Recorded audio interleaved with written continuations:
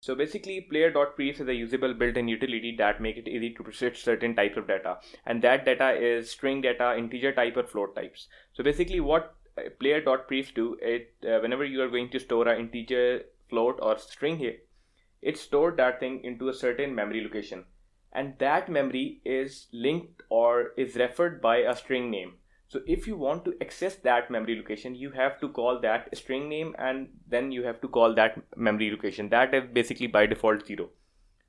And the next thing that it do is that it saved that data to the device location or device memory.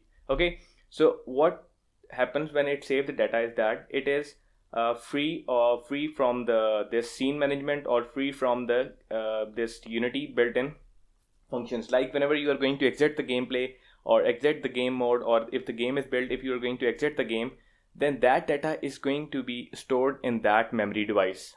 Or if the data is updated, then the updated data is going to be stored into the memory location, and that memory location is going to be stored into the device or whatever you're working on. It's a computer or tablet, something like that. So basically, these are the things that you can use. Set string, set integer, and set float is used to set the data. Like if you're using set string, then what it does is that it stores the data, and when you are getting the data from string, you are going to use get string, and when you are retrieving the data from integer, you are using to use get string, int, and so on with the get float. And the third thing that Player.Prefs, it also has a dot hash key.